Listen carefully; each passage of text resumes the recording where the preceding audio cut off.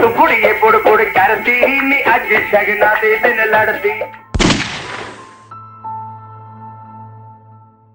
लगभग 35 साल पहले पंजाब के शहर लुधियाना में एक ऐसे कत्ल की वारदात को अंजाम दिया गया जिसकी वजह से पूरा पंजाब रोया, लेकिन एक एफआईआर तक दर्ज नहीं कराई गई। एक ऐसा कत्ल जिसने एक चमकते हुए सितारे को हमेशा हमेशा के लिए अंधेरे में धकेल दिया। ये मर्डर मिस्ट्री आज तक मिस्ट्री है। जितनी भयावह ये कहानी है उससे ज्यादा भयावह इस मामले में पुलिस का किरदार है। हम आपको इसी मर्डर मिस्ट्री की पूरी हिस्ट्री सुनाएंगे।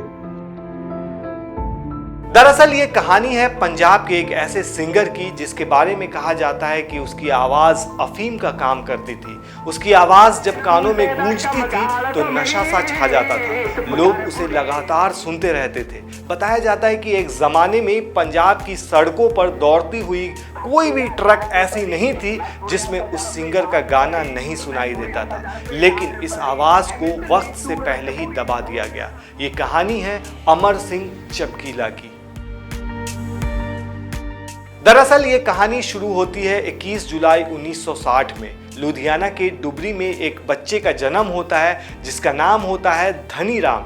इस धनी राम के नाम में धनी जरूर होता है, लेकिन ये धनी राम गरीब होता है। वक्त का पहिया जैसे जैसे आगे बढ़ता है वैसे वैसे ये लड़का बड़ा होता जाता है। साथ ही इस लड़के के सपने भी उड़ान भरने लगते हैं। इस लड़के का ख्वाब होता है इलेक्ट्रीशियन बनना, लेकिन उसका ये ख्वाब पूरा नहीं होता क्योंकि संगीत का जादू उसकी आत्मा में बसा होता है। लेकिन कहते हैं ना, बढ़ती उम्र के साथ जरूरतें भी बढ़ती जाती है, इसीलिए ये लड़का एक कपड़े की मिल में जॉब करना शुरू कर देता है। साथ ही ढोलक और तबले से लगाव की वजह से ये गीत गाता रहता है। कहा जाता है कि मिल में लोग उससे काम कम कराते थे, गाना ज्यादा सुनते थे। फिर धीरे धीरे वक्त गुजरने लगता है। 1978 के वक्त में पंजाब की म्यूजिक इंडस्ट्री में कुछ नाम काफी मशहूर होते हैं, जिनमें सुरिंदर शांदा और कुलदीप मानक जैसे बड़े संगीतकार होते हैं। एक दिन धन्नी की मुलाकात इन्हीं लोगों से होती है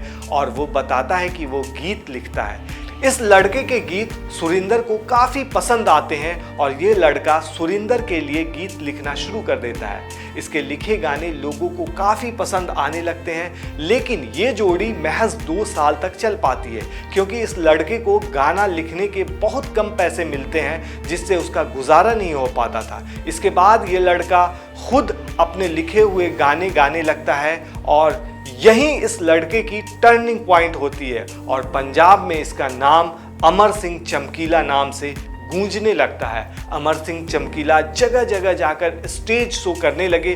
बस फिर क्या था, इन्हें लोग जानने लगते हैं और पहचानने लगते हैं। इसके बाद अमर सिंह चमकीला का नाम लोगों के बीच सितारा बनकर चमकने लगता है। बाकी सारे नाम सुरिंदर शिंदा और कुलदीप मानक इससे काफी पीछे छूट जाते हैं।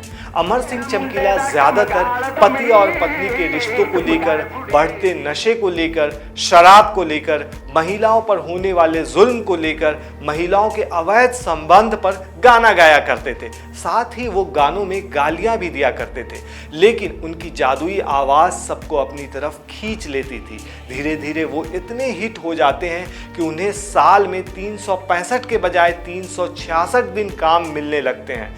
उन्हें मुंह मांगी रकम मिला करती थी। आप इसी से अंदाज़ा लगा सकते हैं कि 1980 के दशक में उन्हें हर शो के 4000 से 4500 मिलने लगते हैं। फिर एक दिन इनकी मुलाकात होती है अमरजोत कौर से। अमरजोत कौर भी गाने की काफ़ी शौकीन होती हैं। ये शादीशुदा होती हैं, लेकिन इनका गाना इनके पति को पसंद नहीं होता है, इसलिए ये पति से तलाक ले लेती हैं। अमर सिंह चमकीला से मिलने के बाद ये दोनों स्टेज शो करने लगते हैं और इनकी जोड़ी लोगों को इतनी ज़्यादा पसंद आती है कि लोग इन दोनों के दीवाने हो जाते हैं। अमरजोत कौर ऊंचे जात की होती हैं। अब ये दोनों सिर्फ पंजाब में ही नहीं बल्कि अमेरिका, कनाडा सहित कई देशों में परफॉर्म करने लगते हैं। फिर ये दोनों शादी कर लेते हैं। इनकी शादी में खास बात ये होती है कि अमर सिंह चमकीला खुद दलित होते हैं और उनकी पत्नी ऊंची जाति की होती हैं। ये दोनों अपनी जिंदगी की सबसे ऊंचाई पर होते हैं। ठीक उसी वक्त यानी 1985 के वक्त पंजाब में आतंकवाद भी जोरों पर होता है। कई बार इन्हें धमकी भी मिलती है क्योंकि इनके गानों में अश्लीलता भी होती थी, इसलिए कई लोग इन्हें पसंद नहीं करते थे। बताया जाता है कि एक बार ये अपने गंदे गाने के लिए माफी भी मांगे थे और इन्होंने कहा था कि दोबारा ऐसा गाना नहीं गाएंगे। और फिर एक दिन यानी 8 मार्च 1988 को बहरासपुर में इनका एक स्टेज शो होने वाला होता है जहां भीड़ खचाखच भरी होती है। लोग इनका इंतजार करते रहते हैं। ये अपनी कार से वहां जाते हैं और जैसे ही कार से उतरते हैं वैसे ही 3 लोग बाइक से उनके करीब आते हैं और ताबड़तोड़ इन पर गोलियां बरसाना शुरू कर देते हैं और तब तक गोलियां चलाते हैं जब तक इनकी जान नहीं निकल जाती है। और सबसे बड़ी बात यह होती है कि उस वक्त इनकी पत्नी प्रेग्नेंट रहती है। इन सभी को मौत के घाट उतारने के बाद तीनों हमलावर फरार हो जाते हैं। ये हमलावर कौन थे, क्यों इन पर हमला किया, ये आज यानी 35 साल बाद भी राज ही है। खास बात यह है कि उनकी मौत के बाद भी न इनके घर वालों की तरफ से न किसी भी एक शख्स के जरिए FIR दर्ज कराई जाती है, जिसकी वजह से पुलिस भी कोई खास जांच नहीं कर पाती है। लेकिन इनके मौत की संभावित 3 वजह बताई जाती है। पहला, खालिस्तानी समर्थक जो इनके गानों को पसंद नहीं करते थे। दूसरी बड़ी वजह इनकी शादी भी मानी जाती है क्योंकि ये खुद एक दलित थे और इनकी पत्नी ऊंचे जात से ताल्लुक़ रखती थी। तीसरी बड़ी वजह ये भी बताई जाती है कि कई बार बिजी होने की वजह से ये कई शोज़ कैंसिल कर देते थे, जिसकी वजह से वो लोग भी इनसे नाराज़ रहते थे जिनके शो में ये जा नहीं पाते थे। तो इस तरह एक चमकता हुआ सितारा हमेशा हमेशा के लिए अंधेरों में खो जाता है। अब आप कहेंगे आखिर इस बात की चर्चा अभी क्यों? तो 12 तारीख को नेटफ्लिक्स पर इम्तियाज़ अली की चमकीला रिलीज होने जा रही है।